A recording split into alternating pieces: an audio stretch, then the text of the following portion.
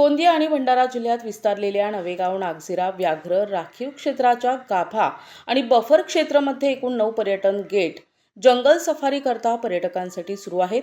दरम्यान पर्यटकांना सफारीचा आनंद घेता यावा यासाठी आणखीन काही सफारी गेट सुरू करण्याची मागणी अनेक दिवसांपासून करण्यात आली होती.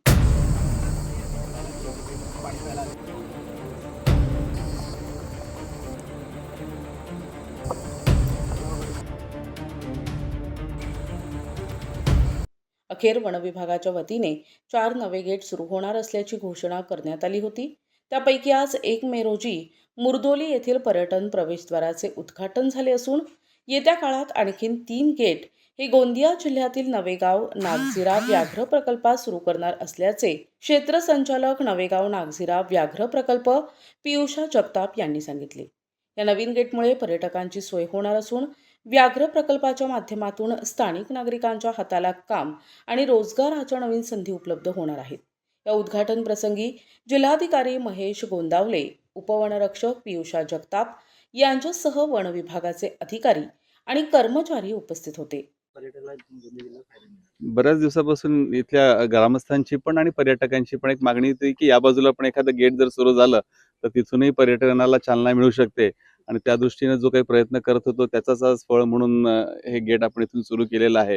आणि चांगली गोष्ट अशी आहे की या परिसरात बरेच प्राणी सध्या साईट पण होत आहेत, त्यामुळं पर्यटकांना चांगला या गोष्टीचा आनंद घेता येईल.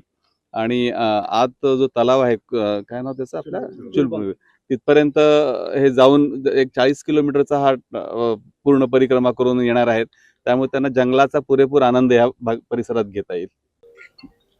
हे प्रवेशद्वार जे आहे ते टायगर संरक्षणासाठी जे लोकांकडून आपल्याला सहयोग पाहिजे त्याचे एक द्योतक आहे, त्याचे एक मुख्य स्टार्टिंग पॉईंट आहे. बफरमध्ये सुरू करायचे आहे, पहिला आहे.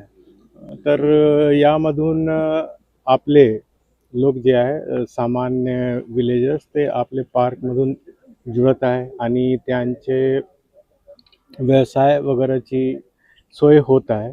तर त्यामुळे आपल्याला लोकांना जोडता येते आणि त्यामुळे एक विशिष्ट स्किलसेट तयार होते, ज्यांचा फायदा जे इथे येणारे पर्यटक आहे त्यांना होणार आहे.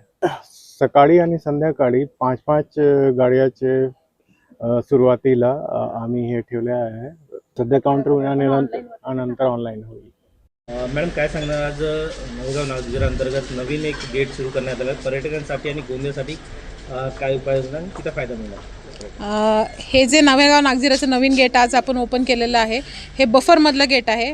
या संपूर्ण या दोन्ही जिल्ह्यांमध्ये म्हणजे गोंदिया भंडारा दोन्ही जिल्ह्यांमध्ये आणि NNTRमध्ये हे पहिलंच बफरमधलं गेट आहे.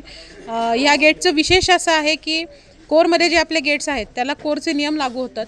या गेटसाठी आपले नियम थोडेसे वेगळे आहेत. याच्यामध्ये आपण हे गेट वर्षभर चालू शकणार आहे.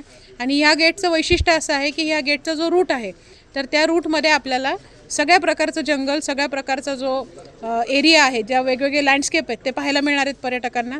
त्याच्यामध्ये ग्रासलँड आहेत, पाणवठे आहेत, एक मोठा चुलबन जो तलाव आहे, आपलं धरण आहे, त्या धरणाच्या कडेने सुद्धा काही एरिया आपल्याला त्या रूटमध्ये घेण्यात आलेला आहे.